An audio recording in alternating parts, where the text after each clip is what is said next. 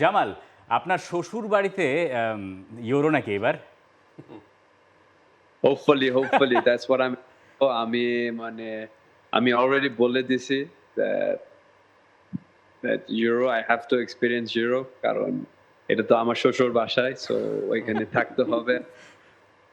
আমি টাইম দিব, বাট এত টাইম আমি দিব না, কারণ আমরা মনে হয় এখন একটু আসলে চলে যেতে চাই অন্য একটা কানেক্টিভিটিতে, যেই কানেক্টিভিটিতে আমাদের সাথে আসলে যুক্ত হচ্ছেন বাংলাদেশ ফুটবল দলের অধিনায়ক জামাল ভুঁইয়া। জামাল, শুনতে পাচ্ছেন? জি ভাইয়া, শুনতে পাচ্ছি। কোথায় আছেন এই মুহূর্তে, এবং ইউরোর উদ্দীপনা তো আসলে শুরু হয়ে গেছে? এই মুহূর্তে আমি আজকে আসলাম ডেনমার্কে, 4 ঘন্টা আগে নামছি। সো আজকে ডেনমার্কে থাকবো, আর কালকে সকাল আমি জার্মানি যাব। তার মানে আপনার ইউরো শুরু হচ্ছে আগামীকাল থেকে, রাইট?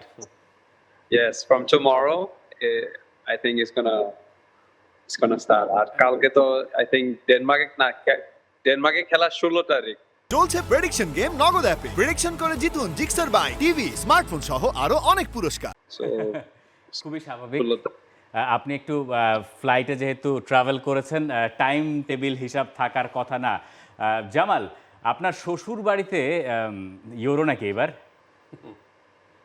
hopefully that's what আমি মানে আমি already বলে দিছি that Euro I have to experience Euro কারণ এটা তো আমার শ্বশুর বাসায়, সো ওইখানে থাকতে হবে। আমি টাইম দিব, বাট এত টাইম আমি দিব না, কারণ তার মানে আমরা আশা করতে পারি যে টাইম আসলে আপনি দেবেন আমাদেরকে। কাল কোলনে ম্যাচ রয়েছে, আপনার বোধহয় কোলনেই যাওয়ার কথা, তাই তো?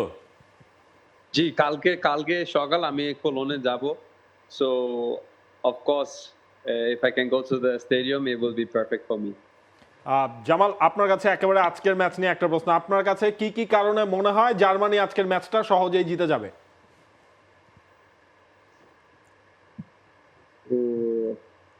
Actually, Scotland is a very uncomfortable team to play against. Scotland last, I think, 1.5 years অনেক ভালো খেলছে। আর Germany, on the other hand, last few tournaments they've been knocked out. I think since 2014 they haven't been doing great.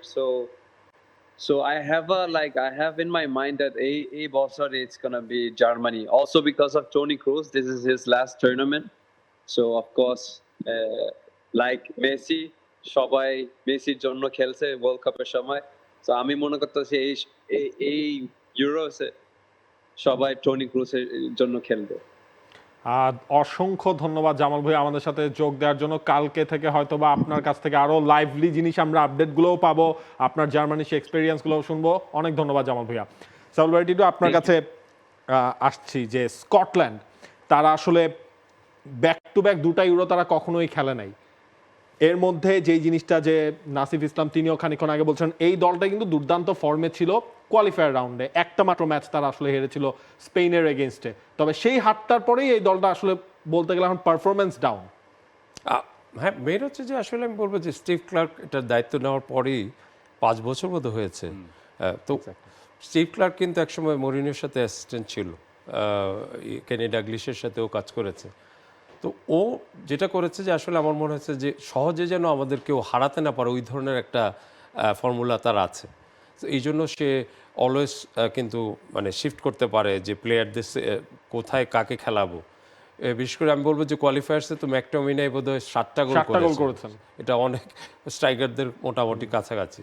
Plus ম্যাকগিন যে সে তো captain, সে Aston ভিলার গত 2 বছর খুবই ভালো খেলছে।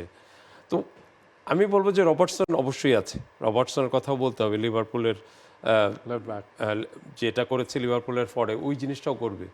তো অফ ফর্মে যাওয়াটা খারাপ কিছু না।